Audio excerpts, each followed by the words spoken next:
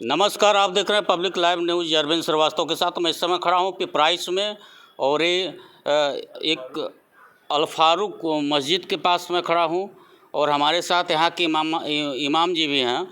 और जो एक रमज़ान का महीना होता है, रमज़ान के महीने में जो मुस्लिम लोगों का 12 महीने में सबसे पवित्र महीना जो माना जाता है वो रमज़ान का महीना माना जाता है। रमज़ान के महीने में क्या क्या होते हैं और इनके संदेश समाज में क्या जाते हैं और रमज़ान के महीने में क्या क्या नियम होते हैं जिसका पालन मुस्लिम लोग करते हैं, ये मैं जानने का प्रयास करूंगा इमाम साहब से। तो पहले इमाम साहब थोड़ा सा बहुत बहुत धन्यवाद सर हमारे चैनल से जुड़ने के लिए। आपको बहुत बहुत शुक्रिया सर। थोड़ा तेज़ बोलें आप सर। शुक्रिया सर अपना थोड़ा आप परिचय बताएं। मैं मोहम्मद जलालुद्दीन यहाँ इस मस्जिद का इमाम हूँ फ़िलहाल। जी सर। जो इमाम यहाँ के हैं वो घर गए हैं आज, अभी फ़िलहाल मैं इमाम हूँ। चलिए कोई बात नहीं, आप भी हैं मस्जिद से जुड़े हुए हैं, उनका कोई कार्य था वो घर गए।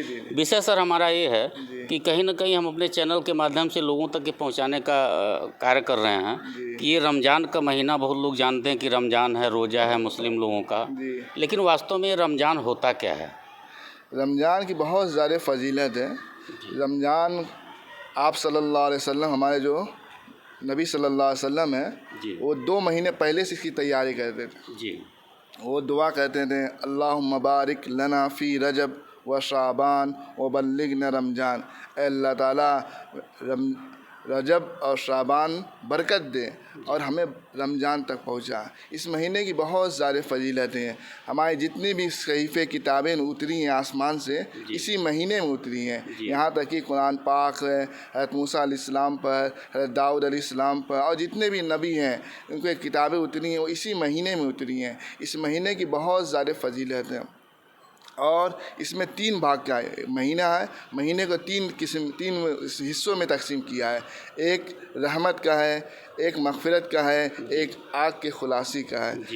तो इस महीने में आदमी को ज़्यादा से ज़्यादा अपने गुनाहों का इस्तिग़फ़ार करना चाहिए। अपने जहन्नुम से बच के आदमी किस तरीके से जन्नत में जाए उस तरीके से दुआ करना चाहिए। अल्लाह ताला हमें जहन्नुम से बचाए और जन्नत में पहुँचा दे। समाज के हित का ही कार्य कर सकता है, आपके कहने का मतलब? जी जी जी जी। इसमें जहाँ तक हो सके इंसान को बस अच्छे काम करना चाहिए, बुरे काम से हम बचना चाहिए। इसमें बताया गया इस महीने में अल्लाह ताला शैतान को का नाम है जंजीरों से जकड़ देते हैं और शैतान का नाम है जंजीरों जकड़ के फरिश्ते का नाम उसको समुंदर में कैद कर देते हैं इस महीने में। इस महीने की बहुत ज़्यादा फजीलत है। अच्छा, आज किस दिन आप लोगों का रोज़ा ख़त्म हो रहा है? कल इंशाअल्लाह सोमवार के दिन ख़त्म हो जाएगा। मंगल के दिन इंशाअल्लाह ईद की नमाज़ पढ़ी जाएगी। आज वैसे उम्मीद है अगर चाँद निकल गई आज तो कल पढ़ी जाएगी। वैसे उम्मीद नहीं है क्योंकि सऊदीया में नहीं है, सऊदीया एक दिन पहले होता है। तो इस तरीके से सऊदीया में तो नहीं हुआ, तो यहाँ भी उम्मीद कम ही है कि कल ईद मनाई जाए।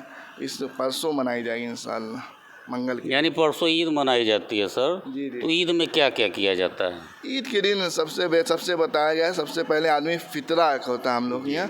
वो फ़ितरा आदमी आज का अभी इस महीने में बताया गया है 50 रुपये एक आदमी के ऊपर अपने ऊपर ज़िम्मा है कि वो अपने गरीब जो मिस्कीन है उनको अपने दे। ठीक है, हर आदमी, यहाँ तक बताया गया कि बच्चा पैदा जो हुआ उसके ऊपर भी 50 रुपया है कि घर वाले उसके जो माँ बाप हैं उसके ऊपर ज़िम्मेदारी है कि वो 50 रुपया उसके नाम से सदका करें, उसके नाम से पैसा निकाल के गरीब को दें इस महीने में। और ज़कात है कि आदमी जिसके पास 7.5 तोला चांदी सोना हो और 52 तोला चांदी हो तो उसकी मिल्कियत जितना हो उसके हिसाब से क्या नाम है 2.5% 40% इससे उसका ज़कात निकाल के गरीब मिस्किन को उसको दें।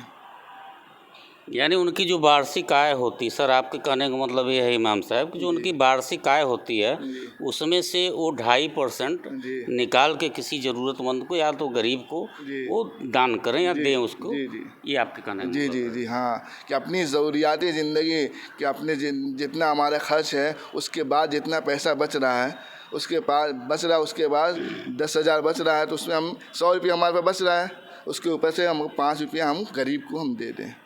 गरीब जी, ये तो बड़ी सुंदर बात है। और मान लीजिए इस चीज़ों को, इस नियमों को अगर नहीं कोई मानता है तो नहीं करेगा तो उसके अल्लाह ताला कल क़यामत के दिन उसको बहुत ज़्यादा सख्त अज़ाब है। बताया जिसके पास का नाम है ज़कात है, सोने का कंगन है, उसने नहीं दिया तो अल्लाह ताला कल उससे आग का आग का क्या नाम है कंगन पहनाएगा उसे। नहीं सर, मैंने मान लीजिए अल्लाह ताला को तो कोई देखा नहीं है, जी जी। यहाँ पर कोई ऐसा नियम बना है कि उससे उस कार्य को करवाया जाए? नहीं, कोई आदमी कोई मतलब चीज़ कोई पाबंदी नहीं, आदमी कहा जा सकता है हम लोग इमाम है कह सकते हैं, किसी के ऊपर थोप नहीं सकते हैं। नमाज आदमी कहता है नमाज पढ़ी है, हर आदमी जो मुसलमान है मिसाल जो। सर हम आपसे ये जानना चाहते हैं, ये रमज़ान महीना कब से शुरू हुआ, किस काल से शुरू हुआ और क्यों हुआ, इसका कारण क्या था? ये सन 2 हिजरी में शायद तकरीबन ये आप वसल्लम पे उतरा कि रमज़ान के रोज़े रखा जाए।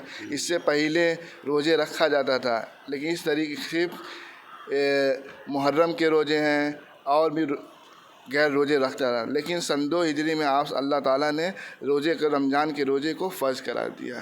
जी जी। अब इस पे है कि हर मुसलमान बालिग मर्द औरत या आदमी बच्चा हो 18-12 साल से ऊपर का जितने हैं उसके ऊपर से सबके ऊपर फ़र्ज हो गया। अब इसके ऊपर लाजिम है कि रोज़ा रखे, वो किसी हाल में भी माफ़ नहीं है। हाँ, अगर बीमार है या माजूर है, डॉक्टर ने मना किया है कि आप रोज़ा ना रखें, रोज़ा रखेंगे तो आपकी बीमारी बढ़ सकती है, इस वजह से आप रोज़ा ना रखें, लेकिन जहाँ तक हो सके रोज़ा रखना चाहिए।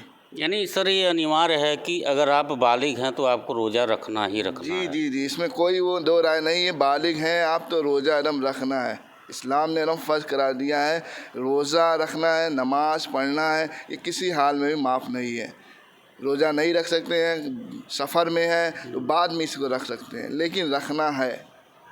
आदमी में यहाँ मुकाम पे अपने जगह पे है तो इसको रोज़ा रखना है।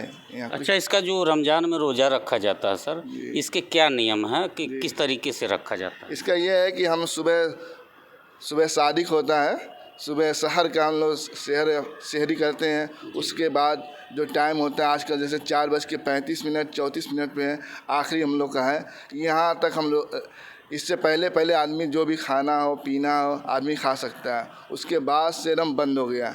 अब उसके बाद से आदमी कोई ना एक गिलास पानी, एक घोट पानी भी नहीं पी सकता है। जी, अब इसके लगाए हम लोग मगरिब की नमाज़ तक, यानी 6:35 या 34 पर आजकल चल रहा है। इस बीच में हमें कुछ नहीं करना है, ना खाना है ना पीना है। किस तरीके से जो चीज़ जायज़ थी वो चीज़ हराम हो गया हमारे। अभी जैसे बीवी के साथ आदमी कुछ कर सकता है, लेकिन इस उसमें नहीं कर सकता है। किसी साथ ऐसा लगो बात भी ना करे कि हमारा रोज़ा टूट जाए। जी, फर्ज हो गया। अब जो नहीं कर रहा है तो आदमी क्या कर सकता है, किसी को हम ज़बरदस्ती कहना मस्जिद में ला नहीं सकते हैं, हमारा काम है कहना। बिल्कुल सही बात, जो इमाम साहब ने बातें कही बड़ी ऊंची बातें हैं कि धर्म में जो एक नियम बनाया गया है, नियम के आधार पर धर्म किसी के ऊपर थोपा नहीं जा सकता है। धर्म एक आस्था का विषय है जो मन से उत्पन्न और हृदय से उत्पन्न होता है। किसी का जो इसमें सबसे बड़ी सुंदर बात है, इस्लाम में इन्होंने बताया कि रोज़ा के दौरान जो ये साल भर की जो इनकम होती है, इनकम ऑफ सोर्सेज होते हैं, जो आर्थिक आय होती है, उसका 2.5% निकाल के ऐसे लोगों में उसको वितरित किया जाता है जो गरीब हैं, ज़रूरतमंद हैं, उनके ऐसे लोगों को उठाने का कार्य किया जाता है, जो एक बड़ी सुंदर बात है। और भी हमारे साथ लोग यहाँ पे मौजूद हैं, मुस्लिम भाई लोग, इनसे भी मैं कुछ बातें करूँगा। क्या नाम है सर आपका? मोहम्मद कामरान जी, आप तो आज रोज़ा का आखिरी दिन है। जी जी जी, नहीं आज नहीं आखिरी दिन है, कल भी हो सकता है।